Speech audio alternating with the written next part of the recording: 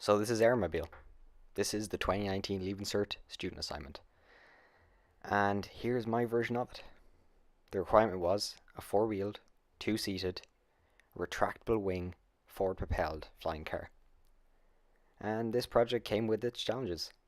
But I decided to make this video today just to go into some details on some of the design, manufacture, and then eventual testing of the craft. And so this entire project began in Fusion 360, which is my preferred 3D modeling software, or CAD software. And it basically just allowed me to model out the craft, get the idea of proportions, my tolerances, dimensions, and even go so far as to model the wing mechanism and make sure it functioned how I had envisioned. Now the actual design of the craft went on for months, several versions, but I'm going to skip straight to the manufacturing because that's where it kind of gets interesting. So the body itself was made from fiberglass, and it was it was manufactured using a lost foam forming method, which is where you take a foam cast or blank and you coat it in fiberglass. Then you dissolve the foam using nail varnish remover, and basically this leaves you with a hollow fiberglass shell. Now for the fairings, they were kind of similar. They had the foam core, except it wasn't dissolved in this case; it was left solid. And they were just covered in fiberglass as well, just to add strength and the surface finish that I was looking for.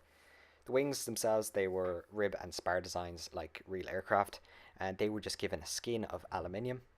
This just added, strength and obviously aerodynamic qualities, also allowing it to lift in theory, and then fiberglassed and primed.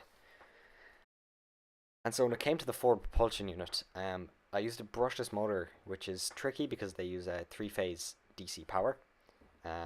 It was drawn 30 amps from a LiPo battery at 7.2 volts, and they use PWM or pulse width modulated signals to vary the output.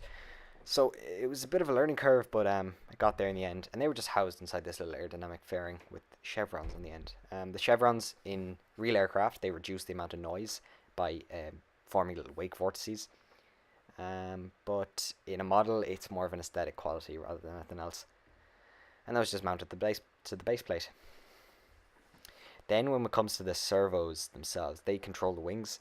These were also using pulse width modulation, so again, learning curve. But definitely fun to use because it broke 180 degrees of servo movement into 1,000 bits, so you had a really high definition of movement. They were just given a little fairing just because they protrude from the side, and the servos weren't overly nice to look at. So they just got mounted to the base servo motors, which do the actual movement of the wings itself. And so when we come to the cabin, this was my favorite part because, you had total creative freedom over this. It didn't have to serve any function apart from, kind of have a nice aesthetic about it. So for that, it was walnut panels, brass trim, mechanically linked control yokes, which are resemblant of, let's say, a 737 or small Cessna. Now, when it came to actually making the thing move, obviously the wheels and axles were hugely important, and I installed 8mm ball bearings in these little turned seats, and it was just to reduce the amount of friction in the vehicle, in the drivetrain. Another important thing was to make sure that the two shafts were completely parallel, and basically it's just because you have a thrust-based propulsion system here, which can't output any torque directly to the road. So if you have any amount of friction or even a high rolling resistance, it just won't be able to overcome that. So after many months of work, this is the complete product, or nearly complete. The back tail fin isn't attached, but that's the general gist of things. Now in this video here, you can see the remote for the first time, which has a touch screen in it, and I was pretty happy with the way that came out. A lot of buttons, some of them I didn't get to finish programming, but I'm happy with the way it came out, the walnut perimeter on it. Yeah. You ready, sir? Yeah. You can see here the boot up sequence for the remote, and this remote was a heartbreaker. It was definitely the hardest part of the project, just because I had no experience in electronics previously, so I had to learn it all. But I'm happy with the way it turned out, and you'll see the engine tests here now in a second.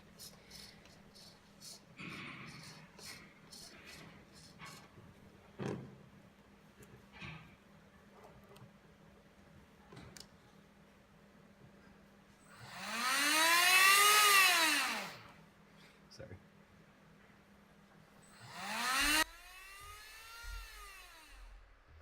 I was kind of conscious of other students in the classroom, so I didn't get to throttle it up fully. It was only about 20%, but it moves.